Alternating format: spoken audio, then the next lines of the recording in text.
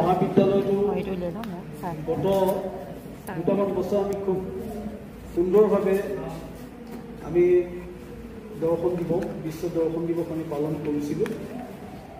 কিন্তু আমাৰ কিছু সমস্যা আহি পৰে, যিহেতু আসলে পৰীক্ষাবিলাক আৰম্ভ হয়। পৰীক্ষা আৰম্ভ হোৱাৰ কাৰণে আমি বৰ ফিলচফিকে আমি পালন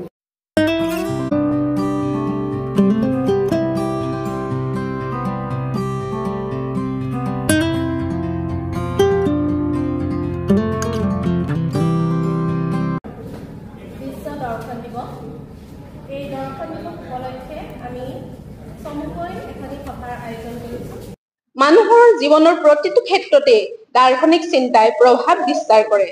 বিজ্ঞান, ধৰ্ম আদি সকলো ক্ষেত্ৰতে দাৰ্শনিক জ্ঞানৰ প্ৰভাৱ সুদূৰ প্ৰসাৰী।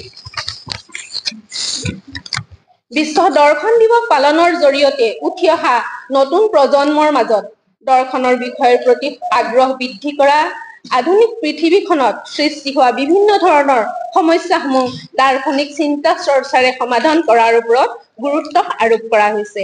এখন উন্নত আৰু শান্তিপূৰ্ণ বিশ্ব গঢ়ি তোলাৰ ক্ষেত্ৰত মুক্ত চিন্তা তথা যুক্তিসংগত চিন্তাৰে আগবাঢ়ি যোৱাৰ স্বাৰ্থত ৰাষ্ট্ৰসংঘই বিশ্বৰ সকলো দেশকে 2024 চনৰ 21 নৱেম্বৰ দিনটো ৱৰ্ল্ড ফিলচফি ডে বা বিশ্ব দৰ্শন দিৱস পালনৰ বাবে আহ্বান জনাইছে। ধন্যবাদ।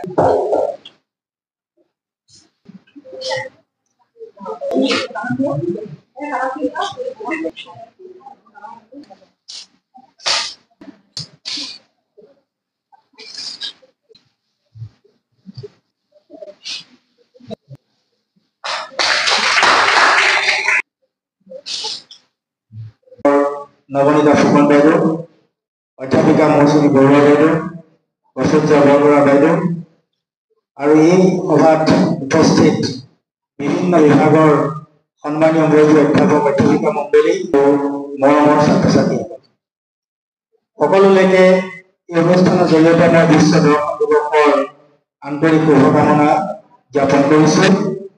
আৰু মই প্ৰথমতে আজি আমাৰ দৰ্শন বিভাগৰ উদ্যোগত ছাত্ৰ ছাত্ৰীসকলে যি হাতে লিখা আলোচনী দ্য দৰ্শন দ্য মিৰৰ ইতিমধ্যে আমাৰ উন্মোচন হৈ গৈছে। হৈছে অজিত দাস, সহ সম্পাদক দীপু গগৈ, সহ সম্পাদিকা লাকী বৰুৱা। প্ৰথমতে খুব সুন্দৰ এটা তেওঁলোকে চিত্ৰ অংকন কৰিছে এই হাতে লিখা মেগাজিনখনত। মই এইটো সকলোকে দেখুৱাই দিছোঁ। আৰু দৰ্শন দ্য মিৰৰ দৰ্শন বিভাগৰ হাতে লিখা আলোচনী ৪ৰ্থ সংখ্যা 2024 প্ৰীতি আৰু শুভেচ্ছাৰে দৰ্শন দ্য মিৰৰ সমূহ শিক্ষক কৰ্মচাৰী আৰু সৰ্বোদয় মহাবিদ্যালয়ত অৰ্পণ কৰিলোঁ সম্পাদক।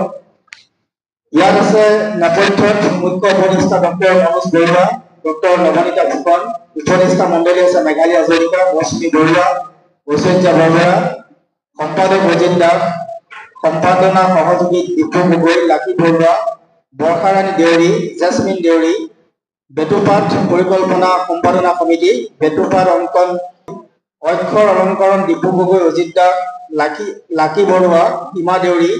প্ৰকাশকাল 21 নৱেম্বৰ 2024 দৰ্শন বিভাগ সৰ্বোদয় মহাবিদ্যালয়। এটা মেছেজ আছে, এইটো আমাৰ মহাবিদ্যালয়ৰ সন্মানীয় ডক্টৰ মনোজ বৰুৱা ছাৰ এটা শুভেচ্ছামূলক বাৰ্তা আছে। তাৰপিছত ইয়াত IPSC বিভাগৰ ছাৰ মোৰ এটা শুভেচ্ছামূলক কোঅৰ্ডিনেটৰ হিচাপে আছে। তাৰপিছত ইয়াত উৎসৰ্গা কৰিছে যিসকল ভাৰতীয় দাৰ্শনিকৰ মহান আদৰ্শই আমাক চিন্তাৰে আগুৱাই যোৱাত অৰিহণা যোগাইছে, সেই সকলো মহান মনীষীলৈ এই সংখ্যা দৰ্পণ দ্য মিৰৰ উৎসৰ্গা কৰা হ'ল। সম্পাদকীয়তা আছে, মই সকলোখিনি পাঠ কৰি দিয়া নাই, সম্পাদকীয় কলম আছে, অজিত দাসে লিখিছে। তাৰপিছত ইয়াত আছে প্ৰবন্ধ মানসিক স্বাস্থ্যৰ প্ৰয়োজনীয়তা ঐশ্বৰ্য বৰুৱা, ইণ্টাৰনেটৰ ব্যৱহাৰ বৰ্ষাৰাণী দেউৰী, মিচিং সমাজৰ জীৱনৰ স্থিতি আৰু পৰিৱৰ্তন মেৰিনা পেগু, দেউৰীসকলৰ পৰিচয় আৰু বাসস্থান বন্দিতা দেউৰী, চাহ জনগোষ্ঠীসকলৰ জাতীয় উৎসৱ মণি ৰাজবংশী, পৰিৱেশ সংৰক্ষণৰ নীতিশাস্ত্ৰৰ ভূমিকা সীমা দেউৰী, বৰ্তমান সময়ত পৰিৱেশ প্ৰদূষণৰ সমস্যা মহাপুৰুষ শ্ৰীমন্ত শংকৰদেৱৰ ধৰ্মপ্ৰচাৰ দৰ্শন দীপু গগৈ লিখিছে। বিশ্ব দৰ্শন দিৱস লাকী বৰুৱা, কাৰ্যক্ৰম সম্পৰ্কীয় মতবাদ জেছমিন দেউৰী, শিক্ষাৰ ক্ষেত্ৰত দৰ্শনৰ ভূমিকা লাকী বৰুৱা, ভাৰতীয় দৰ্শনত কৰ্মবাদ অজিত দাস, দৰ্শনৰ প্ৰয়োজনীয়তা লিখিছে বৰ্ষাৰাণী দেউৰী, ভাৰতীয় দৰ্শনত নিৰীশ্বৰবাদী চিন্তাধাৰা নৱনীতা ফুকন, পৰিৱেশ নীতিশাস্ত্ৰৰ প্ৰয়োজনীয়তা মেঘালী হাজৰিকা, আৰু কবিতা আছে দুখৰ সীমা নাই, এটা কবিতাৰ নাম জীৱন, আৰু ব্ৰহ্মপুত্ৰ। হাতে লিখা আলোচনী দৰ্শন বিভাগে প্ৰকাশ কৰিছে বুলি আমি মনে ধৰিছো। আৰু এই হাতে লিখা মেগাজিন আলোচনীখনে আমাৰ সৰ্বোদয় মহাবিদ্যালয়ৰ দিশত এটা সুন্দৰ সহযোগিতা আগবঢ়াইছে।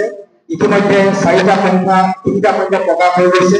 এতিয়া দৰ্শন বিভাগৰ উদ্যোগত আমি বিভিন্ন ধৰণৰ কাৰ্যসূচী ৰূপায়ণ হৈ আছে, আগতেও হৈছে, আৰু এই ক্ষেত্ৰত বিভাগটোৱে যিখিনি তেওঁলোকে আগভাগ লৈছে তাৰ কাৰণে বিভাগৰ শিক্ষক শিক্ষয়িত্ৰী ছাত্ৰ ছাত্ৰী মোৰ ফালৰ পৰা আন্তৰিক কৃতজ্ঞতা আৰু শুভেচ্ছা জ্ঞাপন কৰিছো।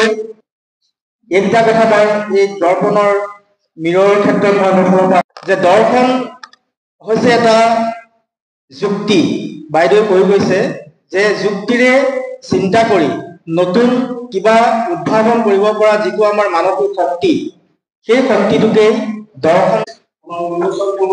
বিভাগৰ দৰ্শনৰ ওপৰত নিশ্চয়ভাৱে